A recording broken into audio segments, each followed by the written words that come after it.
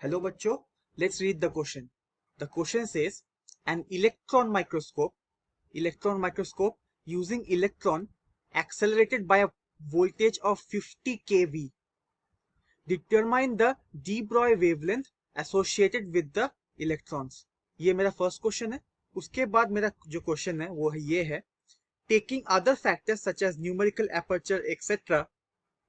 to be same, how does the resolving power of an electron microscope compare with that of an optical microscope which uses yellow light?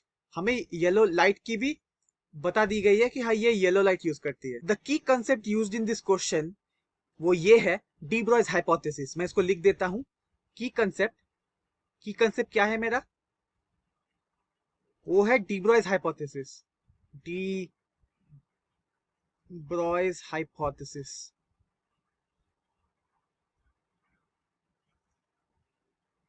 ठीक है. अब मुझे first question को answer करना है. तो यहां पे दिया हुआ है कि जो वोल्टेज है, ये जो V एक्सेलरेटिंग वोल्टेज, ये एक्सेलरेटिंग वोल्टेज वो ये होता है V is equal to 50 kV.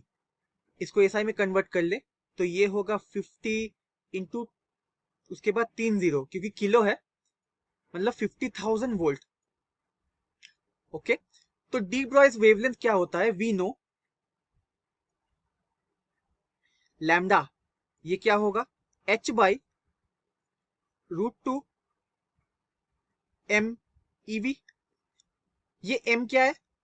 m is equal to 9.1 into 10 to the power -31 kg electron की mass. E is the charge on electron. ये है 1.6 into 10 to the power -19 coulomb. तो अगर मैं पुट करूं इसको लैम्डा को, मैं V को वैसे ही रहने देता हूं. अगर H की वैल्यू अगर पुट करते हैं 6.6 into 10 to the power -34 divided by √2 into 9.1 into 10 to the power -31 into 1.6 into 10 to the power -19. अगर मैं ये करूं इंटू √v में अगर लिखूं तो आप इसको डायरेक्टली लिख सकते हो. आपको ये रिजल्ट याद होनी चाहिए. ये होगी 12.56 into 10 to the power -10 divided by √v. ये मीटर में आएगा. तो इसको अगर मैं यूज करूं 12.56 into 10 to the power -10 divided by, अगर मैं v की वैल्यू को पुट करूं, यहां पे दिया हुआ है 50,000, तो मेरा जो आंसर आता है मीटर में वो ये है 5.61 into 10 to the power -12 metre. आप इसको ऐसे ही छोड़ सकते हैं. This is my answer. Okay. अब सेकेंड क्वेश्चन की बात कर. सेकेंड क्वेश्चन में मुझे ये पूछा है कि मुझे कंपेयर करना है resolving power of the electron microscope with an optical microscope जो येलो लाइट यूज करती है. ठीक है. तो मैं पहले कुछ चीजों को देख लेता हूं. मुझे पता है वी नो, मैं अगर रिजॉल्विंग पावर को लिखूं, द रिजॉल्विंग पावर ये क्या होता है? RP is directly proportional to 1 by lambda. इसका मतलब resolving power is inversely proportional to the wavelength of what you are using to see the objects. ठीक है. तो यहां पर अगर मैं आरपी ऑफ इलेक्ट्रॉन माइक्रोस्कोप को अगर मैं लिखूं, इलेक्ट्रॉन माइक्रोस्कोप, तो ये लैम्डा जो होगा, ये लैम्डा ई होगा जो इलेक्ट्रॉन माइक्रोस्कोप. इसका मुझे सिर्फ ऑर्डर चाहिए, तो मैं इसको नियरली इक्वल टू लिख देता हूं 10 टू द पावर -12 मीटर, क्योंकि मुझे ऑर्डर से इंटरेस्टेड है, कंपेयर करने के लिए बोला है.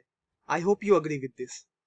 अब आरपी, तो मैं क्या लिखूं? R P E is proportional to 1 by lambda E. ये मेरा फर्स्ट इक्वेशन है. किसके लिए? इलेक्ट्रॉन माइक्रोस्कोप के लिए. अब मैं आरपी लिखूं for electron microscope, for optical microscope.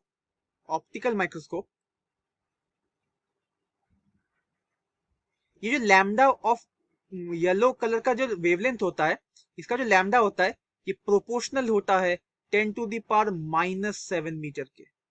तो यहाँ पे मैं लिख सकता हूँ RP of O optical microscope is directly proportional to 1/λy। तो अगर मैं दोनों इक्वेशन को अगर रेशियो ले लूं, RPE डिवाइडेड बाय RPO, ये क्या मिलेगा मुझे? ये λ⁴ डिवाइडेड बाय λ⁴e ये मिलेगा। तो इसको वैल्यूज को पुट करते हैं, 10⁻⁷ डिवाइड बाय 10⁻⁻12, तो मुझे कितना मिला? 10⁻⁷ प्लस 12। अगर मैं कैलकुलेट करूं तो ये आ जाएगा 10⁵।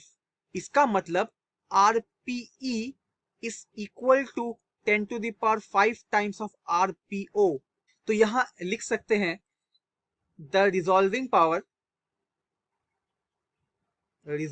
Power of electron microscope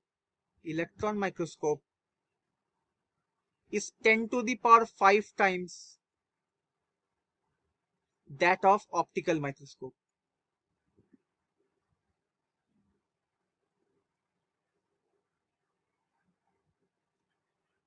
It's so huge. I hope you have understood the solution. All the best.